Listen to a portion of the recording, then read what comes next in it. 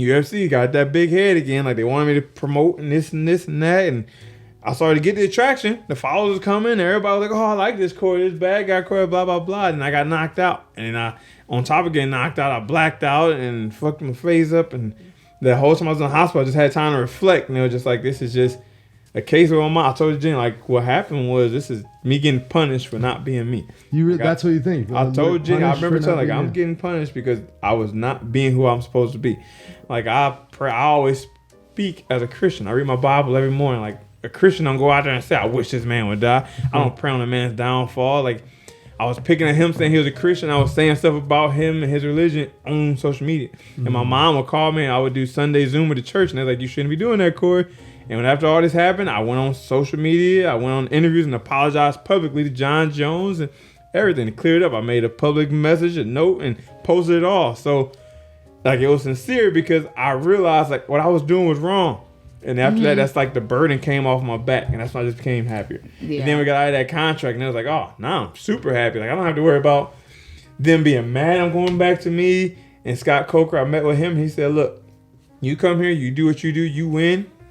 You're going to move forward. Yeah. Plain and simple. If you want to grind a pound, you grind. You want to wrestle, you wrestle. You want to strike, you do whatever you feel is necessary to win. But as long as you win, you're going to get the proper treatment you need. I remember leaving there with a smile on my face. And after that, like I said, I just been so happy in the gym. Like, I wake up, I don't worry about, like, I used to get on Instagram, like, what should I post? Like, I used to go, like, I have my guy taking pictures, like, yo, I need to figure out a good picture and a good caption. What's a good caption? Or maybe and then you just put something, you're like, I don't even really think that, but I'm just posting it to post. Because then you get to the point, you're like, well, I'm at this level. Everyone else is posting. This is what I have to do. And sometimes you don't like doing it, but you're like, well, this is part of my job. And then I do it. Like, sometimes, like, I'll go a day and I'll post a million times. And then the next day I'm like, dude, it's my day off. I just want to, like, watch TV. But I think it's the type of thing you do have to, if you want. Keep the algorithm going. You gotta keep the stuff going. Yeah. And then sometimes I go through videos, I'm like, dude, like, at the end of the day, like, even, you know, when you were doing that, you might have got more followers and stuff. But, like, okay, then when you lose, like, those people don't care about you. Who people that care about you are, like, who you go home with. Exactly. And that's all that matters. And, like, in the grand scheme of life, like,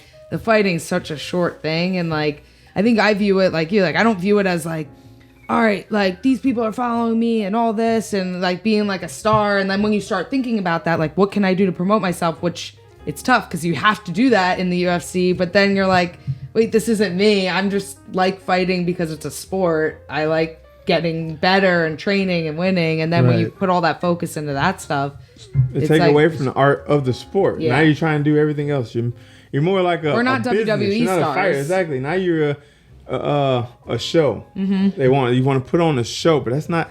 I'm not here to put on a show. You just want to. Some people it comes natural to them. You know, some people do it, and they're funny. Like, they do different things that keep people's eyes. People like that. But if that's not me, I'm not gonna put a bunch of extra energy into it because now it's taking away from my training. Exactly. You know? So, like, a couple weeks ago when Glover won and he became the UFC champion. What are your thoughts on that? Do you think, like, because there's someone who you just dominated, like, not even like a close round on 2 days notice. Like, I would have liked to fought him for the belt, or I'd like, you know, to be. Do you ever think about that now? I did interviews. I said, oh, right now it's in a debate. Who's the best 205 in the world? Like, I know how good I am. Yeah. Like, so you just gym, know. Like Kaylin and Mark, Jenny, they all say, like, it kills us to see the way people treat you because we see what you do in the gym. Like, people know how good I am, but the fans never see it because the company never promoted it. Right. And it's fine. Like, I knew who was going to win. I was like one of the only people that ever said Glover was going to win. Like, why would you say that? Like, because I fought both of them. Yeah. And I know Jan is going to quit. If he don't go his way the first round, he's going to quit. And Glover is there. And I fought both of them, like, at their best. And I knew, like, I can beat them both on any given day. So I know Glover's going to win. And for him to win, it's like, in my mind, it's like I said in the media, the debate Jan tried to make who's the best, like, if you lose this fight, it's over. Yeah. I'm like, I did it on 2 weeks' notice, bro. You had a full camp. I'm like, there's no debate on who's better.